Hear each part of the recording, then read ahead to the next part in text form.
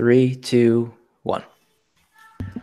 Hello, everybody, and welcome back to another edition of the All Night Long Wrestling Podcast. We are your host. He's the Stallion. I am the Enforcer, and today we are joined by a very special guest. You can call him the National Treasure. You can call him Nick Aldis, but whatever you do, call him the NWA World Heavyweight Champion. Nick, thank you so much for stopping by the show today. We really appreciate it. No worries. Thanks for having me, guys. Listen, you're fresh off a title defense against Shane Strickland over the weekend. Shane Strickland is one of the most sought after, I guess, free agents in the business.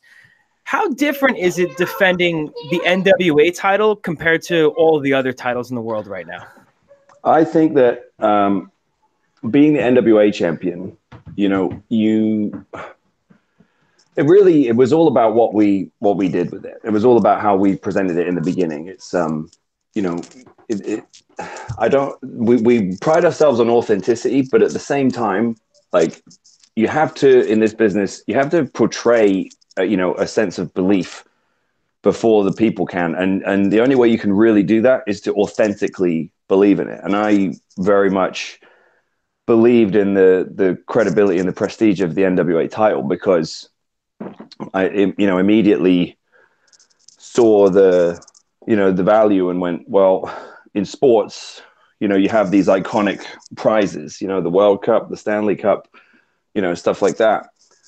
And this is really the last one as far as pro wrestling, because, WWE have changed their, belts design so many times, and and that's not a criticism of them. It's just stating fact that we sort of stumbled on this great lineage where we could, literally trace back and show, all this footage of these absolute icons of our business with the same championship that I have. And that's an immediate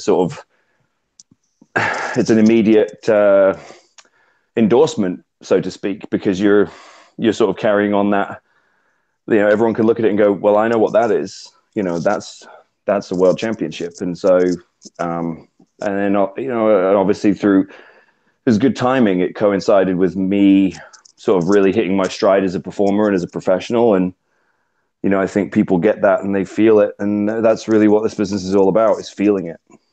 Yeah, I mean, I grew up, of course, a wrestling fan. I'm 32 years old. I was born in 1986. So I grew up watching, I guess, Me too. NWA. Oh, awesome. So I grew up watching the end of the NWA, the beginning of the WCW. Were you able to watch the NWA growing up?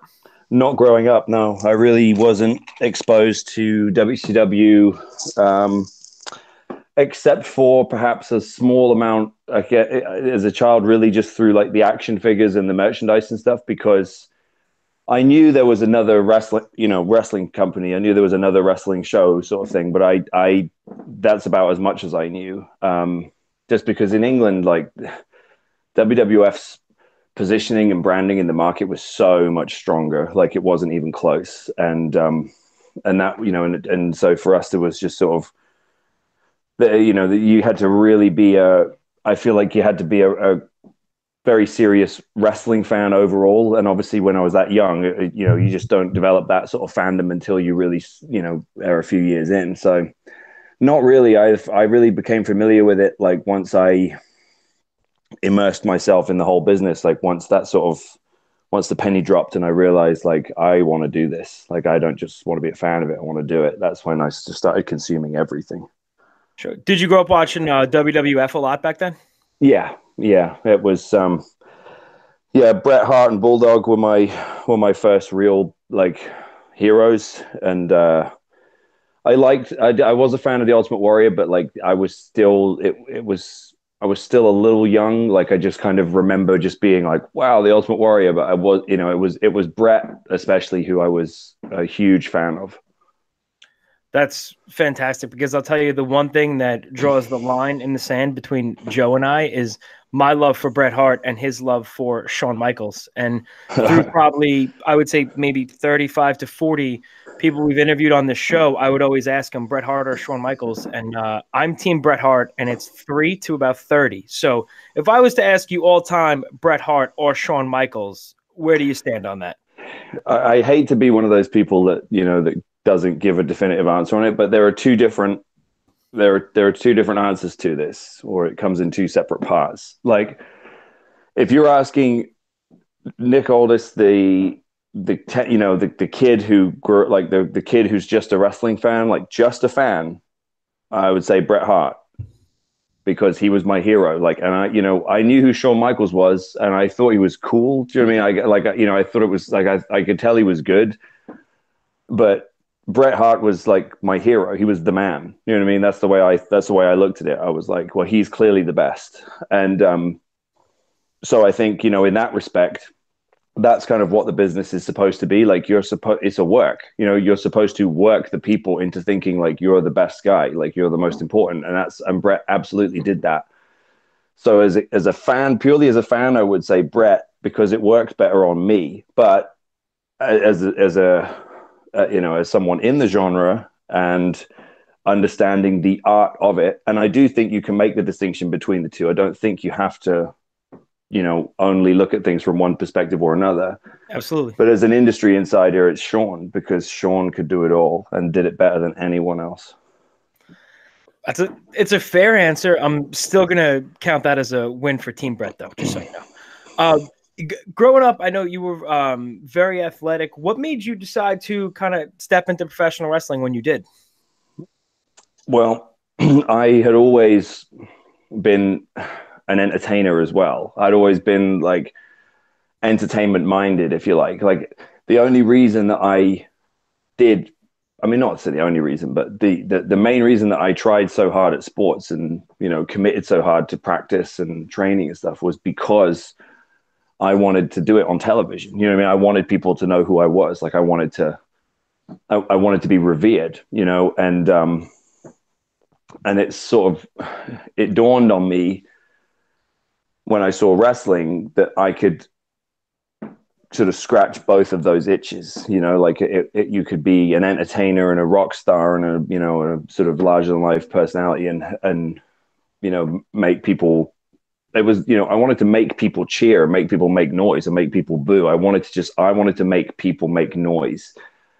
And then with wrestling, it was just like, I immediately understood what it was and like why it worked. And I immediately just said, this is what I want to do. Like, I want to do that. Like, and nothing's going to change my mind. I think it was Taz actually who said, to be a professional wrestler, you have to be a great actor, a great athlete, and a great stuntman. And that's literally everything you just said rolled all into one. So how did your getting a start in wrestling lead you to sign with TNA or Impact back in 2008? I was working full-time as a wrestler for Brian Dixon, who's one of the most successful British promoter of all time and longest running. So I was very fortunate to get on that crew because, he was running a lot of shows. I was sort of, for a lot of my first year, I was wrestling like 6 days a week. So it was my full-time job. I was like fully committed. I wanted to get good at this and I wanted to, just keep progressing and try to get looked at when I could at different places. I started to get to that point where I felt like I was getting there. I was obviously very, very green, but I started to feel like as a talent, and I was like, I had a good enough look and I thought I could sort of at least get looked at. And then Gladiators came along. Like they put some casting briefs out and they put them up to, they put them around at a few wrestling places. And I actually didn't find out like that, but I found out through I had an agent. Well, he became my agent when I got this audition because I had been cast. Like he had put a casting thing out for this like motorcycle stunt show thing where basically you got paid to like for 5 days to kind of host this thing, but like in character. That just sort of, it was like a Mad Max type thing, and I just sort of wear like this sort of Mad Max kind of stuff and just walk around and be like, who's next coming into the Thunderdome? It was like a real theme park like corny stuff. But at the time, like getting $2,000 for that when you were making like 40 quid a night on the holiday camps was like, yes, please, I'll take that. And off the back of that, he was like, hey, I have an agency and I specialize mostly in like stuntmen and stuff like that. But every now and then these sort of things come through for guys like you. Do you want me to put you on the books? I said, sure. And then Gladiators came back, and he, got me an audition, and obviously I got the gig, which sort of really life changing at the time because I was 21, and like and it's funny because it was a short lived show, but it was such a crazy sort of launching point for me, and I always saw it like that. Right away, I said, "This is gonna be great because I can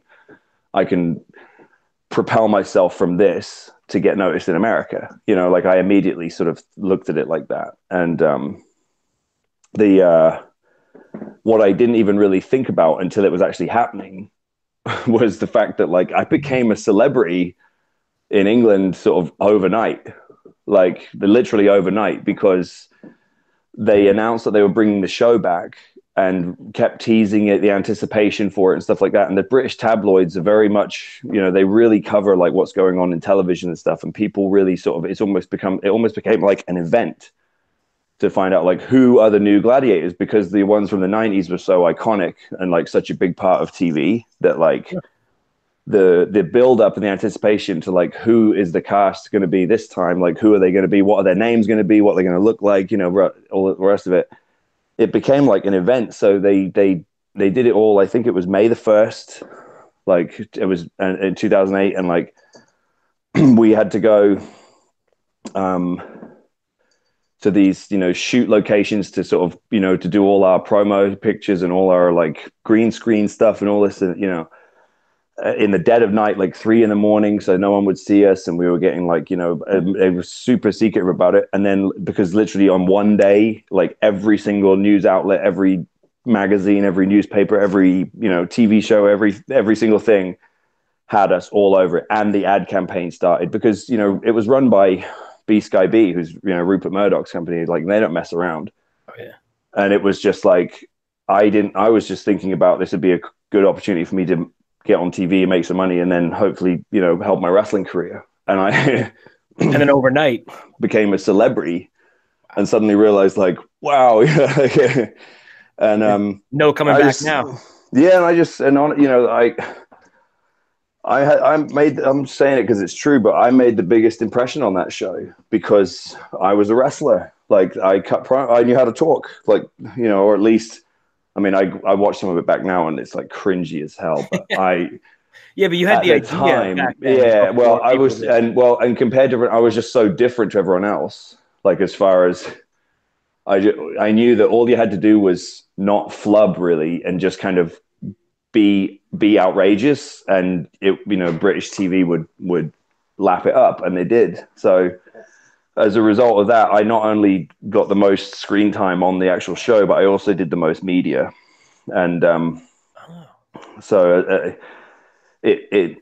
I think it sort of created a very good shop window for Dixie, and TNA, because they were looking very closely at the UK market at that time because they were doing really well over here in England. And as a result of that, it just was, the timing was good. Like I've heard 2 different versions of how it happened. One is that Kurt Angle swears up and down that he came over to the UK to do some media, turned on his TV in his hotel and saw me and basically called back and said, "You've got to see this guy. Like we need to find him. Like he's got to be a wrestler." Okay. And Dixie's version of it is that FSM magazine in the UK, like it's like I still write a column for him to this day. They did a big feature on me, because of Gladiators and everything, and obviously they went like, "Oh, he's a wrestler, and like now he's a celebrity on television." And that was the first ever issue of the magazine that featured a non-WWE guy on the cover, and it was AJ Styles. So obviously Dixie was kind of looking fairly closely at that, and obviously as a result, like they all kind of came across me. So it was actually through FSM that they got in touch with me, because then like James, the guy who was running it at the time, called me and said, "Hey, Dixie Carr from TNA was asking for your contact information. Do you mind if I give it to her?" And I was like, "Nope." And make the call. Yeah, and honestly, she emailed me and basically said, it was really short. Like it literally was like, hey Nick, like, are you interested in coming to America and becoming a superstar with TNA wrestling, like, or something to that effect? And I just kind of went like, yes, I am. And then Terry Taylor took over from there and sort of handled the contracts and all that stuff. And then, yeah. I mean, when you showed up in TNA, I mean, it was, I think pound for pound, TNA had probably the best roster of professional Oh yeah, wrestlers on the planet. yeah. At that time, yes. It wasn't even close. And I mean, as fans of wrestling, I mean, you can look back from when TNA started from the quote unquote asylum years until, a couple of years back, and TNA always had such a great roster. You had yourself, the Samoa Joe, of course, the AJ Styles, the Christopher Daniels, and the X Division. And then, I mean, right after you came, there was the Main Event Mafia, and you had Hogan and things like that. Actually, that was before I came, and that was the thing that was that was the thing that really attracted me to it, was because the fact that you had, like, at the time, the roster was a really good balance of like Mick Foley was there, Booker T was there, Scott Steiner, Kevin Nash, Sting, Kurt Angle, and then the Dudleys were there, and then there was like Beer Money was super hot act. Everyone knew AJ was the best in the business. Samoa Joe was one of the best in the business, and was a very hot sort of free agent, and it was and was causing probably more buzz than anyone at that time. And it was like they were all in TNA, and then on top of that, you had all these other talents that were super talented, all the X Division guys, and it really was like a who's who, but from 10 years later, 5 years later, and that was I recognized that right away. Like, I was fortunate because I had because I was a bigger guy in the UK. I had a lot of the time when they would bring over Americans like Gangrel or PCO, he came over, and people like that I would quite often end up wrestling them because they were all so big, and I just remember the first time I got in there with Gangrel, like he was the first significant sort of star that I had wrestled in a singles match. And I just remember being like, God, this is so easy. Like, that's how you're supposed to do it. It was such a, it was, and you suddenly realize like, oh, like that's what being good is, you know what I mean? And then Right. when I worked with PCO, it was even better. I was like, PCO is, I mean, like, I'm so happy that Carl is like in Ring of Honor now, and I see him all the time. And because you just couldn't find a better human being than him. And he was so gracious to me and to Marty and all the other guys that were there, and would like work with us so much. And I benefited from that. So I knew that the only way I was going to get good was to be around people way better than me, because I knew how green I was, and honestly, I hadn't had any opportunities to go to WWE at that time. Like, they did reach out to me in like a year later, like in 2010. But I just thought to myself at the time, because a lot of my mates from, were getting picked up at the same time and all going to FCW in Tampa. Oh yeah. And I remember like thinking to myself, I think this is a way better idea. I get to work with Kurt Angle and like Mick Foley and all these guys, and it was kind of like they were sort of just stuck with each other. And I sort of thought, well, I don't know. I didn't think it was better for everyone. I just thought it was better for me, because I just thought, well, I learned through osmosis, and yeah, Sure, I mean, I would never take that away from my career. Do you know what I mean? Like, it was so valuable. no, because when you look at you look at that roster, you feel like the guys at the top of the card, like you said, the Scott Steiners, the Booker T's, they'll draw the eyes to the product, and then you have the guys on the middle of the card who are going to benefit from that. So I could absolutely see why, you have the real, like, the workers, and the guys that could put on the great 15, 20, 25-minute matches, but people are still going to tune in for the Hulk Hogan. So you could kind of piggyback off that notoriety. So in a perfect world, it made sense. Why do you think TNA was never able to reach that next level? Was it too much too soon for them? Were they trying to be too much WWE? I mean, from somebody who was there, what was kind of that atmosphere like? There are way too many answers to that question. There is no one definitive thing. There's no one definitive reason. That it's kind of like whenever we go back and drudge up WCW, everyone wants to say, oh, it's because they paid the talent too much money, or oh, it's because like the management was bad, or oh, it's because Hogan, did this and that. It's not. It's always a combination of a whole load of things, and many of which we don't even really know the full truth about. As for TNA, I think they lost their identity. They lost the trust of the audience. That's the simplest way I can say it. Is they lost the trust of the audience. And I'm friends with Eric Bischoff today. And we have addressed this with each other. We've addressed it publicly. I think, but like I said, like we didn't get on very well when he came to TNA, because I felt like the way that they came in with the whole tearing up the format and kind of advertising, certain things, and then basically saying like, no, that show would suck. Like, you want to see this instead. I always felt that was just kind of a very bad way to start, because I said you're kind of insulting the audience. Like, the audience have been watching and following this. That's the reason you're here, because we've built a big enough audience, and now you're telling them that what they've been watching, they're stupid for watching it. And it's kind of like, people don't like to be told they're stupid. Yeah.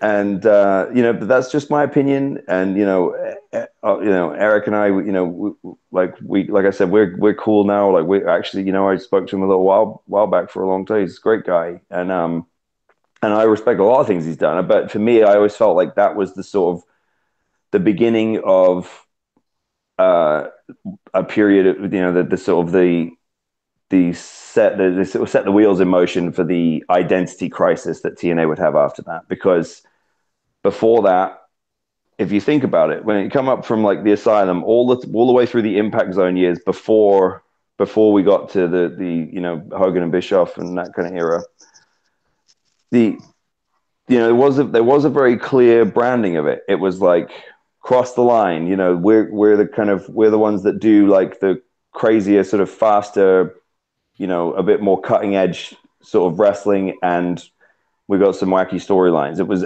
but it was like the 6-sided ring, and like there was quite a few clear on brand sort of messages. The Ultimate X match, a lot of they had established.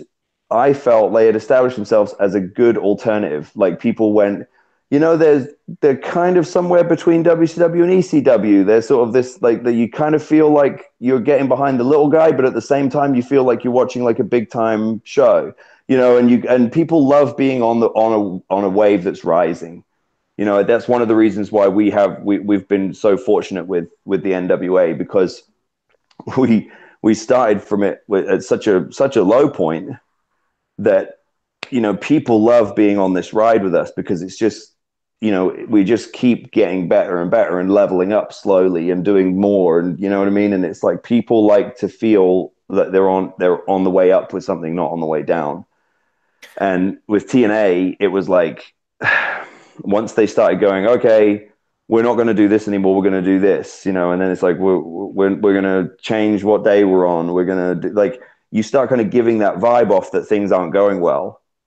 And once the audience kind of gets a whiff of like, oh, they're not doing very well, like they're trying to change stuff, like you're exponentially losing the trust of the audience, and then it just becomes a much too heavy scrutiny, like because then everyone starts looking at everything you're doing really, really closely, and then it becomes almost like an unwinnable situation. Does that make sense? Yeah, absolutely. And it's tough to follow the bouncing ball back then. And I think what some people say, and I think it's a different extent, but right now with the WWE, getting a little off topic here, but with the WWE facing the upstart AEW, like every week it seems like the WWE is trying something new to get viewers. And it's like they just brought back the Hardys in a tag team match, but 3 days ago they announced a different match for SmackDown. So I see what you're saying, and almost not that they're scrambling, but they're trying to throw a lot of things at the wall and see what sticks. And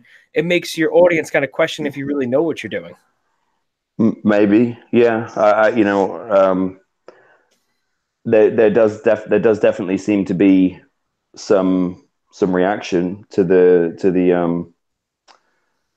sort of unknown threat, I guess, that's potentially looming on the horizon. But I'm very careful to sort of comment too much on that, obviously, because I have friends, and other people close to me involved in both sides of it, and I'm very much independent of that.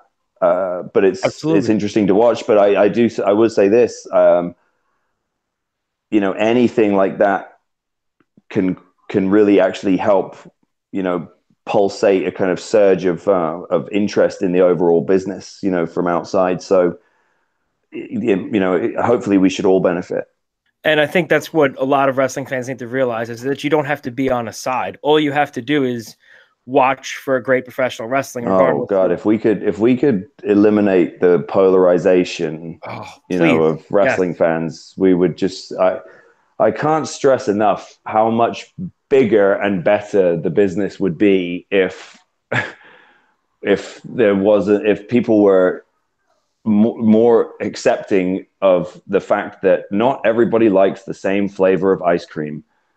Is it okay if cruiserweight, strong style Japanese kind of influenced wrestling is your favorite wrestling? Is it okay that we get a couple of brawls? Do you know what I mean? Or does the whole show have to be what you want? Because I don't know, dude. If I go out with my friends to a restaurant and one of them's a vegan and there's no vegan options, we're probably going to go to another restaurant. Because we're not so quintessentially selfish that we have to go, no, I want everything that I want, and anything else that anyone else wants, those people are stupid. Absolutely. Everybody else is wrong, and I'm allowed to complain about it. We get a lot of stuff on our NWA feedback that will sort of chastise WWE, as a way to sort of highlight what they like about our product. And it's just say what you like about ours, because we know you're watching WWE, otherwise you wouldn't be commenting on what you didn't like about it. So, it's sort of prevalent in our whole society, though, isn't it? Nowadays, everywhere you look, you have to like one. It's not enough to like one thing. You have to like one thing and hate the other thing. Right. Exactly. You can't just be positive about something. You have to be negative about 5 other things. Mm-hmm. And that's unfortunate. But when you get back to when you left, you were with Global Force for a while. You were the Global Force heavyweight champion. But when you left there, a couple of months later, you defeated Tim Storm for the NWA World's Heavyweight title at CZW Cage of Death 19. How in the hell? How did you win the title at the Cage of Death? I don't know. Beats me. I think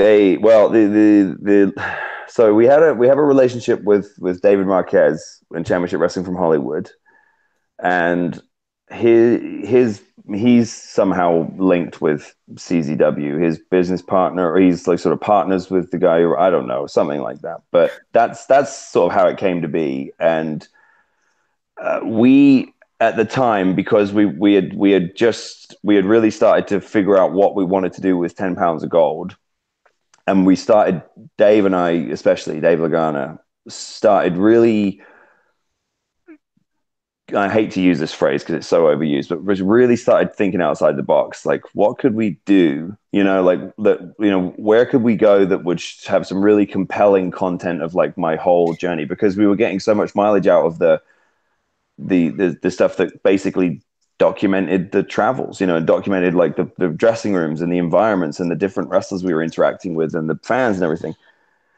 And and we went, and then, Dave was like, I think he's like, I've got you booked at CZW, Cage of Death. And I was just like, oh God, like, yeah, and it was just like, it'll be great. Like, they're going to boo you out of the building, and like, we can really highlight like how different you are to them. And like, it's, and all I'll say is like, I'm not a fan of that wrestling. Wasn't a fan of that show. Saw some things on that show I hope I never see again.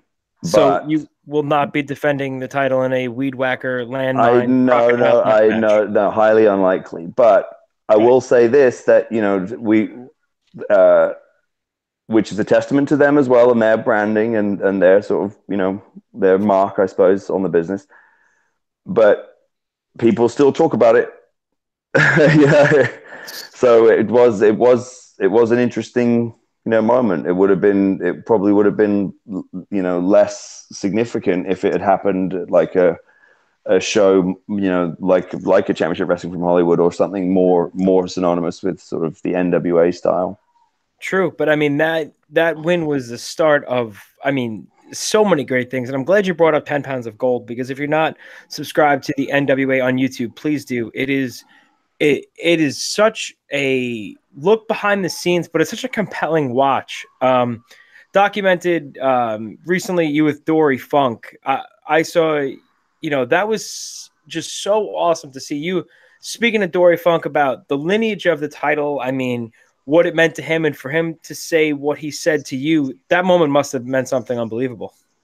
Yeah, it absolutely did. And Dory's, he's such a great professional, that I he has said stuff to me, privately, and when he was at NWA 70 in Nashville, he gave me a nice gift and stuff like that. So I was aware that he sort of was a fan of mine and endorsed my work and my position, but I still didn't really know what he would do, with a camera rolling. Like, we certainly didn't prep him or do anything ahead of time, and so yeah, when he obviously, he's a professional. Like, he knows how to do it, and he delivered it in such a nice way. And yeah, it did.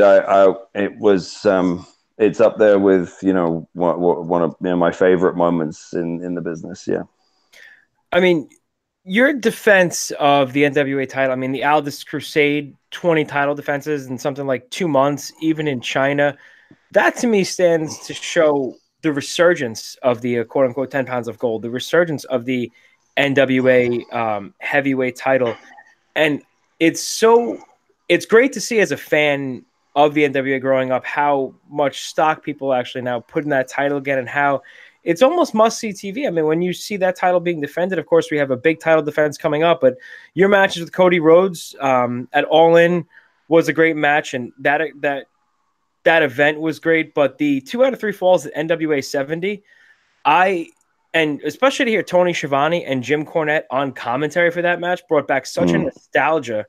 And to me, that reminded me of, I'm not just saying this, the Flair Steamboat 2 out of 3 falls match from Clash of the Champions. I mean, that was, as a fan and somebody who respects the history of the sport yourself, to have Tony Schiavone and Jim Cornette call your match a 2 out of 3 falls for the NWA title, that must have been, such an amazing experience. I would point to that match, as the best, that's 100% my best work, on every level. I mean, I suppose the only thing I wished, if you could put something else into that segment, it would have been a promo.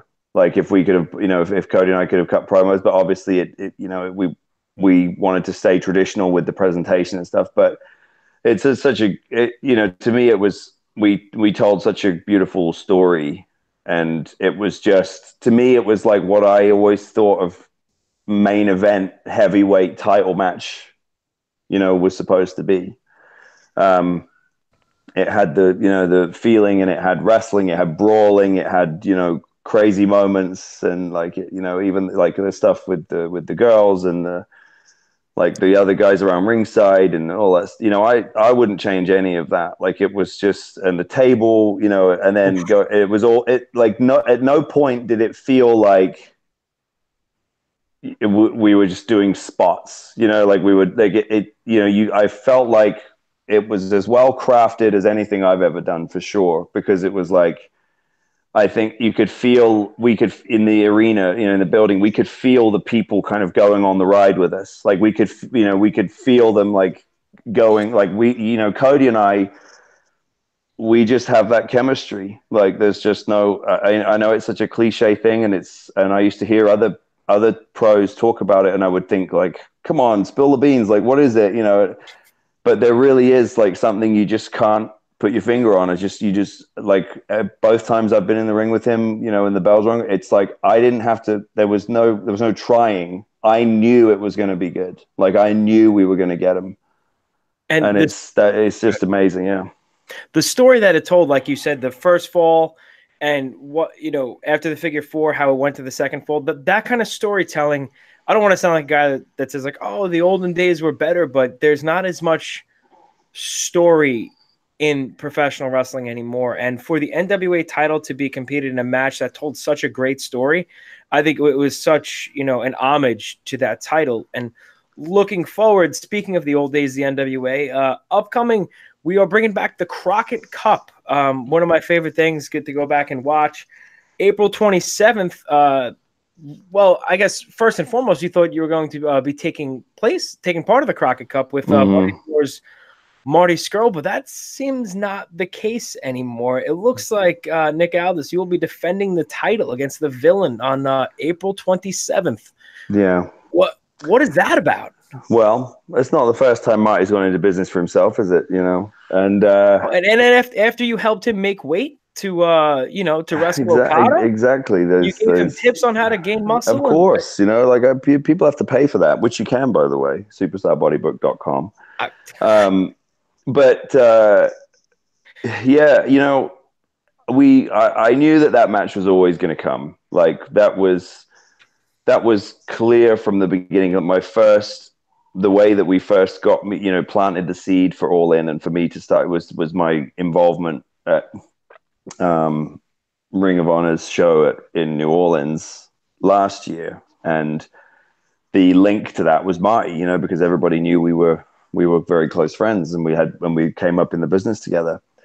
So there was always that, and obviously his association with the Bullet Club, and then with Cody and I's rivalry and everything. There was always that sort of thing in the back of everyone's mind going like, when is Marty going to get his shot? And then that was, he obviously has, he did it in his own undeniable way, and that was it was a good piece of business. We did about 25 grand at the box office that day.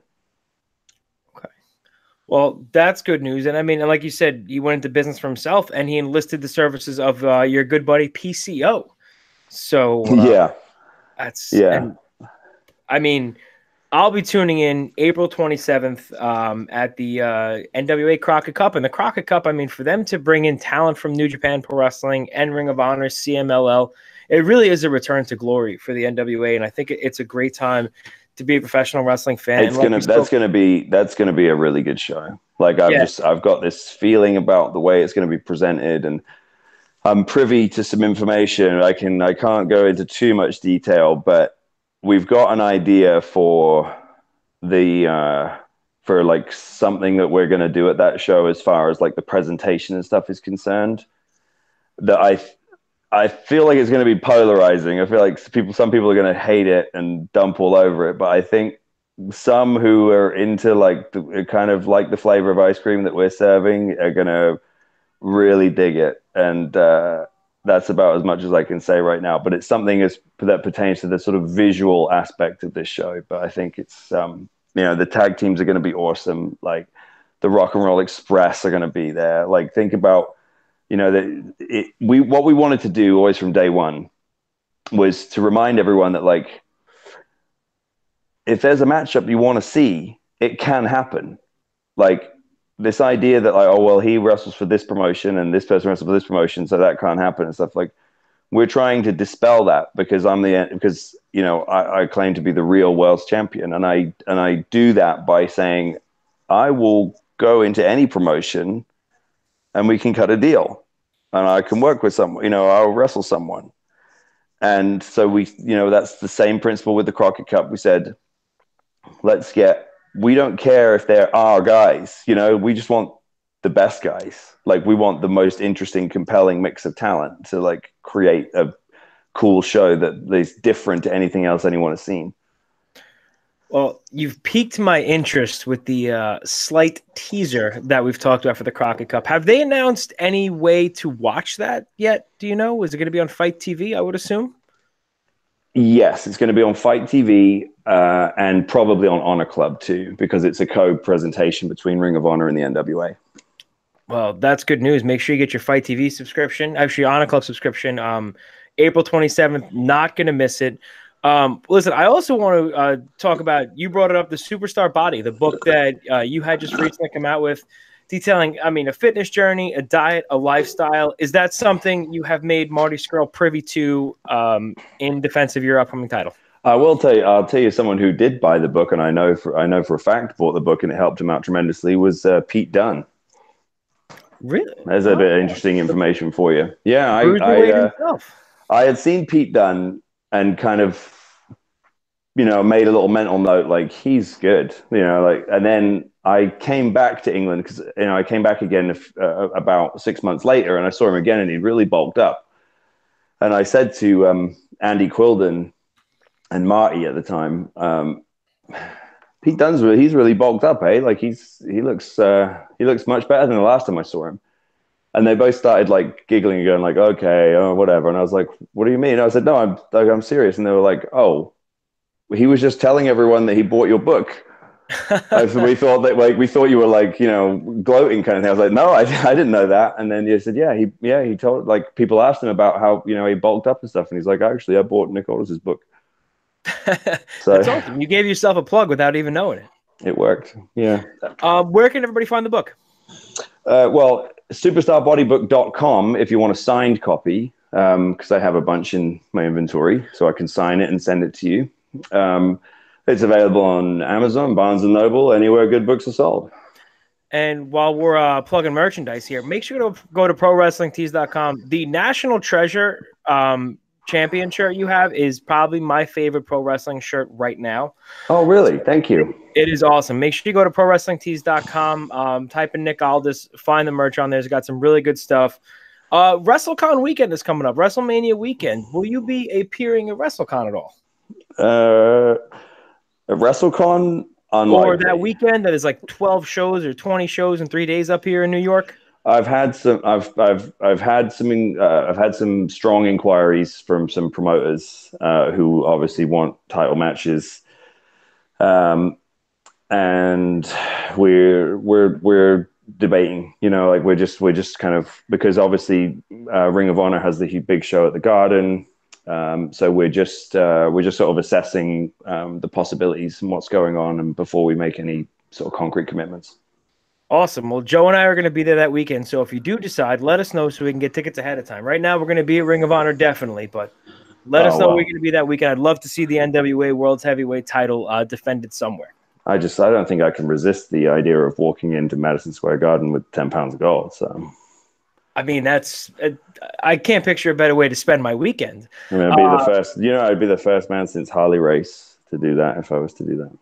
And when you talk about lineage of a title, that's the answer to a trivia question at some point. So, well, and speaking of Harley Race, I'll be wrestling at Harley Race's promotion next weekend in Missouri, just outside St. Louis, and that's his Night of Champions 4. And Tommaso Ciampa, the NXT champion, will be there also. So there's going to be there might potentially be an interaction between the NWA World Champion and the NXT champion. God, it's such a cool time to be a wrestling fan. It is awesome right now. Where can people follow you online on the social media, find out when you're going to be, where you're going to be, and follow that 10 pounds of gold? On Twitter, at Real Nick Aldis. That's also, if you search that on Facebook, you can find my page. And then on Instagram, I'm just at Nick Aldis. At Nick Aldis. Well, Nick, National Treasure, we thank you so much for your time stopping by the All Night Long Wrestling Podcast. We wish you nothing but the best of luck, and we hope to see you Madison Square Garden WrestleMania weekend. Thanks, boys. Appreciate it. Take care. Have a great night. All right. Bye-bye.